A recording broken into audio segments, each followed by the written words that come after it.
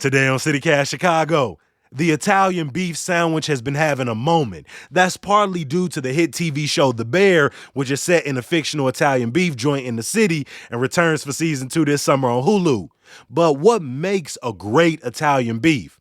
Longtime food critic Kevin Pang set out to answer this very question in his podcast Proof from America's Test Kitchen. It's Thursday, January 26th. I'm Jacoby Cochran, and this is CityCast Chicago.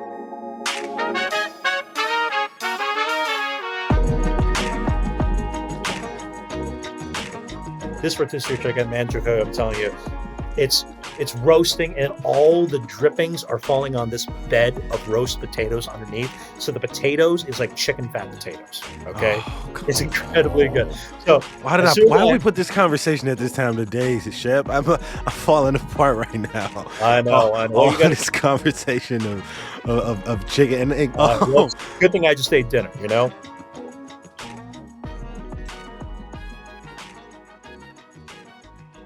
Kevin, welcome to CityCast Chicago.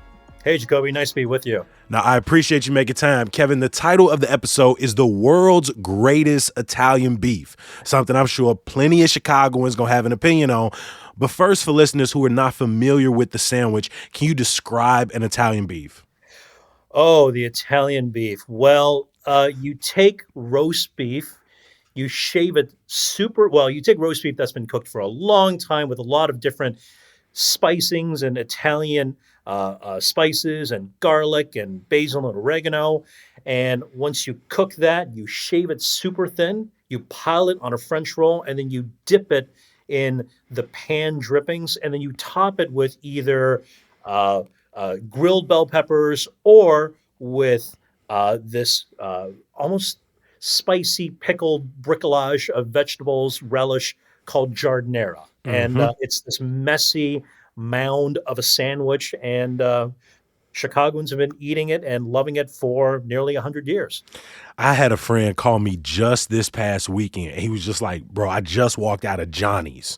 And he said it's one of the best Italian beefs I ever had. And I mean, the beauty of it is a very simple sandwich, right? Beef piled onto like a French roll with some jus, with some sauce and some peppers. But when people talk about Chicago's food canon, maybe at large, is the Italian beef on that Mount Rushmore?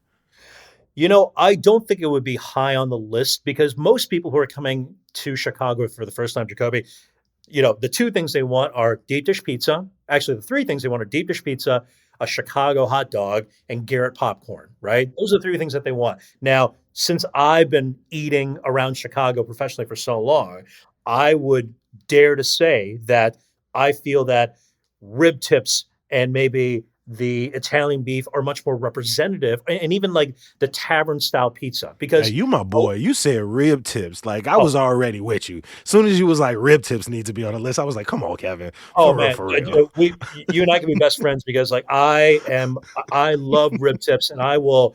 Man, you and I will go down to Uncle John's, and you know we'll let's go. But to my point though, it's that you look at a food like rib tips, you look at food like Italian beef, even look at a food like tavern style, or I'm sorry, the party cut Chicago pizza. And I'm talking about like the cracker crust that you would get at a place like Vito Next. That is the food of the proletariat. That is the food of the people, you know?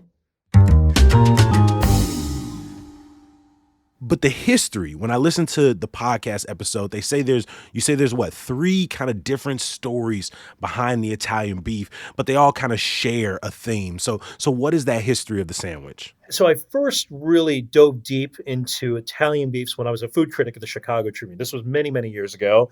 And I wrote a story in 2014 where I tried maybe about 22, 24 different Italian beef restaurants. And I ate one for lunch and one for dinner every single day for a few weeks. It was kind of crazy. It was a lot. And I certainly got some Italian beefs. Okay. Were you able to really get at the minor differences and the, right? Because it's a similar sandwich wherever you go, but obviously is different wherever you go. Totally. But you know what? I look at it the same way, Jacoby, as if I'm standing at a Best Buy and I see the row of TVs before me. Look, it's all a TV. It'll all play the same show. But when you're looking at it, you can spot the minute differences. One's got a bit better resolution. One's got better like saturation, one's got better contrast. You're able to tell the minute differences, and especially when you're eating 24 Italian beefs in a row, you definitely can tell the minute differences. And so as you were going through this marathon of sandwiches, what's that history that you learn about? So there was a lot of, I wasn't quite able to nail down the person who really came up with it. But then, in recent months when I was embarking on this podcast for America's Test Kitchen, the thing I realized, and I consulted this historian. My name's Anthony Buccini. I'm by training an historical linguist, but I've been doing research in food history for a very long time now. Dr. Buccini is the authority on Italian beefs. He's the author of a paper titled From Peanut Weddings to Beef Stands, the Socio-Culinary History of Chicago's Italian Beef. Basically, he said, rather than thinking of it as like one person inventing it, you need to look at it as it grew out of circumstance. And the circumstance was that around the 1920s and 1930s, there was a group of Neapolitans, which are the Italians from Naples, who would come specifically to Taylor Street. And it was an essential part of an institution in Chicago known as the Peanut Wedding, which was a working class wedding, a poor wedding, and people would eat Italian beef at it. At a wedding gathering, you have people of all different ages, people without teeth or with bad teeth, kids who can't chew hard things. It's a perfect food that everyone could eat. The bread gets softened with the gravy, and it works for everyone. And Dr. Buccini said that this dish or some variation of it really existed back 500, 600, 700 years ago. But really, where it really became popular and took on the name Italian beef and served with the giardiniera, that really happened on Taylor Street in Chicago.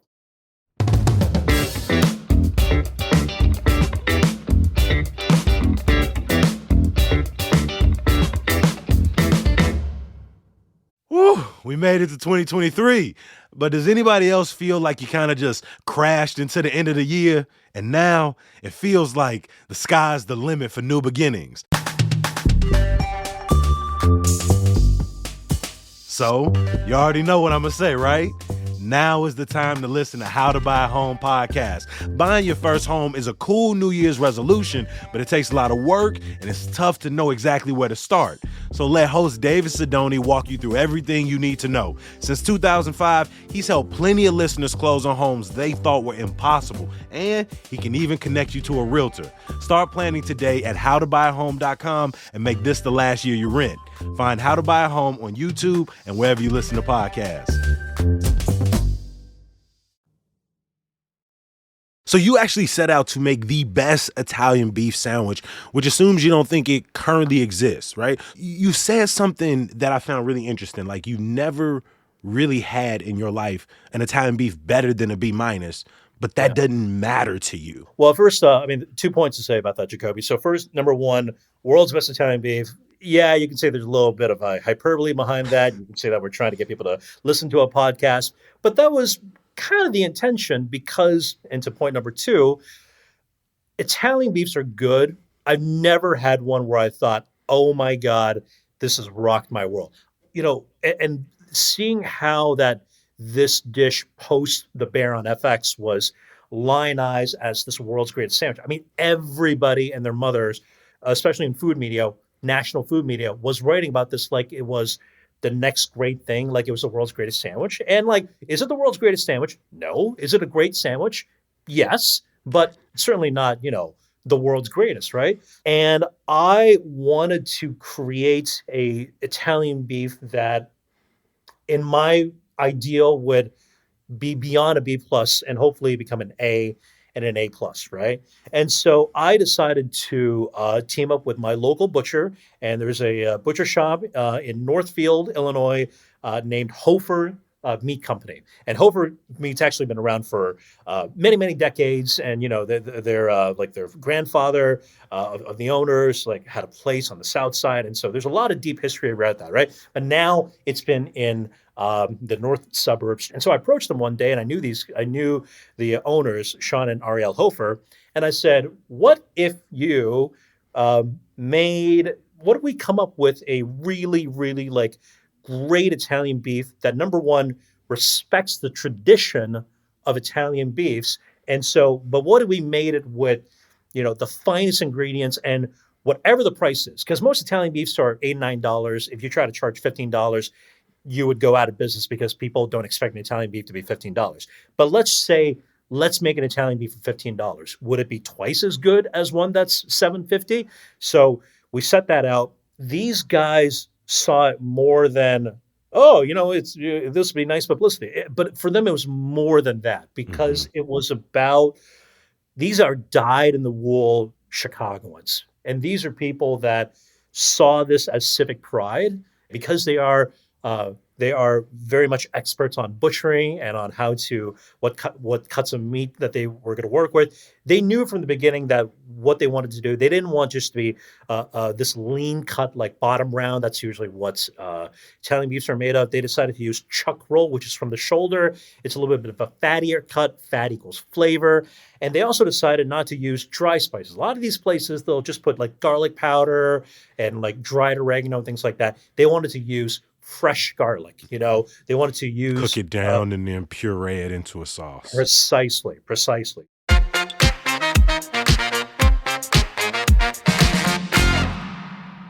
Throughout the podcast episode, there's this countdown towards B-Day. What was B-Day?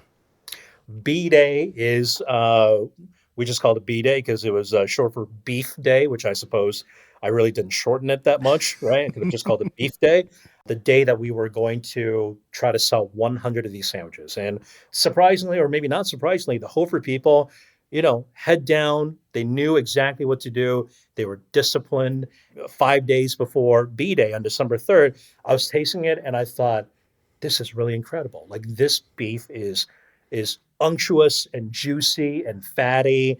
And the giardiniera was absolutely incredible. Good stuff. It was first made in 2019. And so this stuff's been aging like in his basement for 3-4. It sounds kind of gross to say aging in the basement, but it's been naturally fermenting, and it's been aging gracefully for 3 years. And when you taste it, it really does taste different from any giardiniera that you have. There's this depth of flavor. It's funky. It's acidic, but without vinegar. A lot of giardiniera uses vinegar. This one doesn't. And it's just really, there's a depth of flavor that I've never had before about this giardiniera. And this was the one that he was serving to our guests on December 3rd.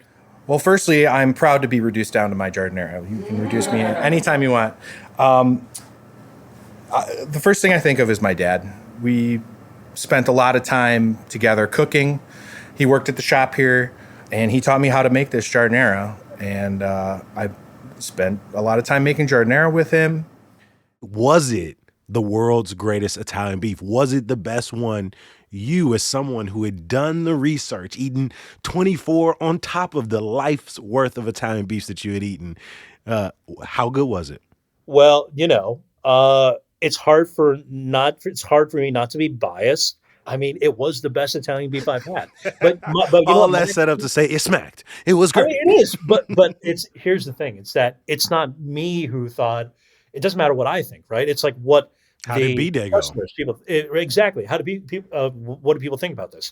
And so, I won't spoil too much of sort of what happens, but we had some, let's call them VIPs, drop by. And, really it's what they thought, and it's really what the customers who spent $16 on this thoughts. And, all I'll say is that it went way beyond what I expected. It was way more emotional because it wasn't just about was this sandwich good or not. And, I think for all those people involved, they got something out of it that I feel was really, it really resonated with them, and it really made all that work really worthwhile.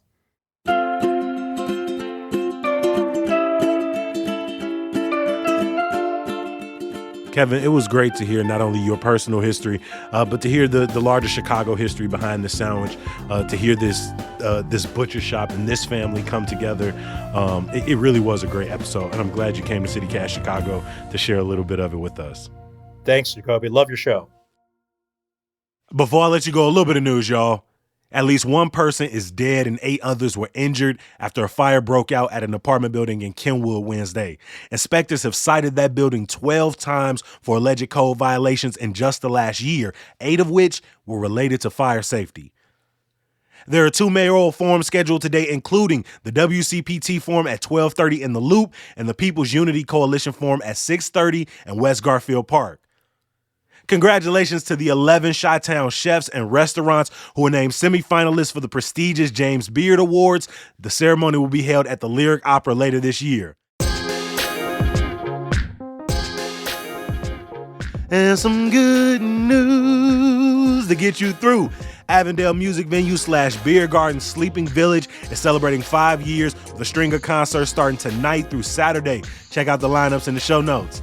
As always, we appreciate you for listening. Make sure you subscribe to our daily newsletter, Hey Chicago, at chicago.citycast.fm. And we'll see you back here tomorrow when we're breaking down some key stories from the week. Peace.